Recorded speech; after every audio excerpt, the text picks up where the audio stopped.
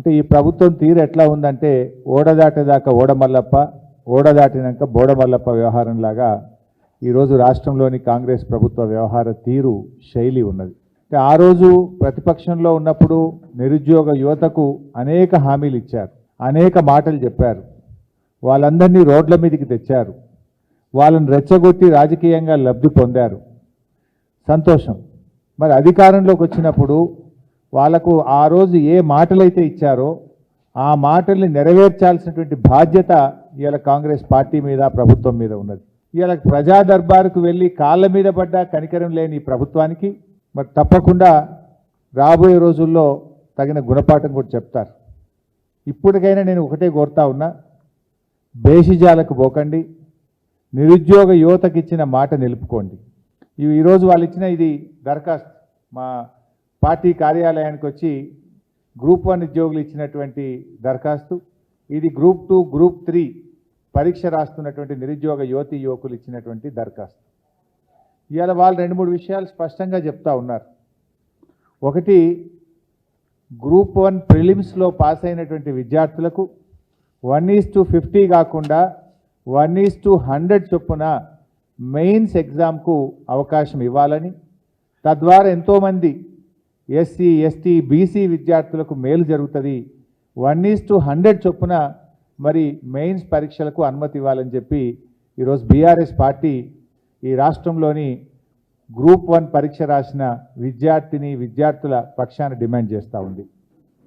ఆ రోజు ఇదే కాంగ్రెస్ పార్టీ మరి ప్రెస్ మీట్లు పెట్టి అశోక్ నగర్కి వెళ్ళి నిరుద్యోగ యువతీ యువకులతో సమావేశాలు పెట్టి మేము అధికారంలోకి వస్తే 1:100 చొప్పున మెయిన్స్ పరీక్ష రాయడానికి అవకాశం ఇస్తామని చెప్పారు.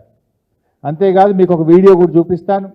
అసెంబ్లీలో ఈనాడు ఉప ముఖ్యమంత్రిగా ఉన్న బట్టి విక్రమార్క గారు కూడా 1:100 చొప్పున మెయిన్స్ పరీక్షకు అనుమతి ఇవ్వాలని చెప్పి ఆయన అసెంబ్లీలో డిమాండ్ చేశారు.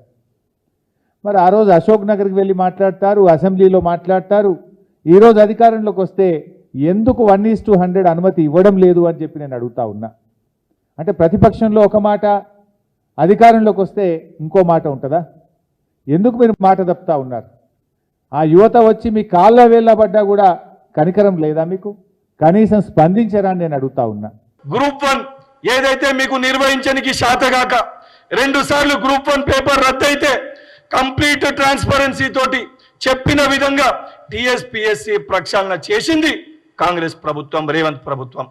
దానితో పాటు మా ముఖ్యమంత్రి గారు చెప్పిన విధంగా కంప్లీట్ ట్రాన్స్పరెన్సీ తోటి ఏదైతే బయోమెట్రిక్ ని ఇంప్లిమెంట్ చేస్తూ ఓఎంఆర్ షీట్ పైన కంప్లీట్ ట్రాన్స్పరెన్సీ ఉండే విధంగా ఏ చిన్న అవకతవకలు జరగకుండా ఎగ్జామ్ రాసిన ప్రతి ఒక్క యువకునికి భరోసా కల్పించే విధంగా గ్రూప్ 1 ఎగ్జామ్ ని నిర్వహించిన ఘనత, అంత ట్రాన్స్పరెన్సీ తోటి నిర్వహించిన ఘనత ఈ కాంగ్రెస్ ప్రభుత్వానిది.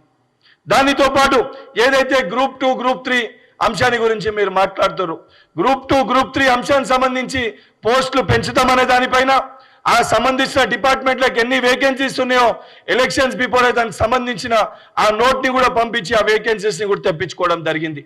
దానితో పాటు ఒక ఎగ్జామ్కి మధ్యలో మీరు టైం గురించి మాట్లాడుతారు.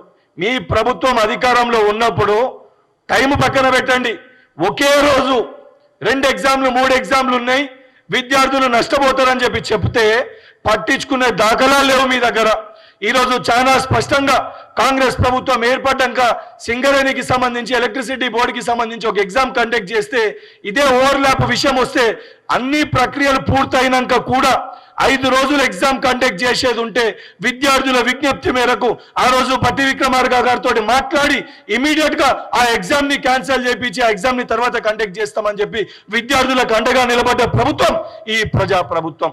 ఇవన్నీ పక్కన పెట్టి ఈరోజు ఈ అంశాలపైన ఏదైతే గ్రూప్ 1 సంబంధించి 1:50 కాదు 1:100 ఇవ్వాలని చెప్పి చెప్తున్నారు.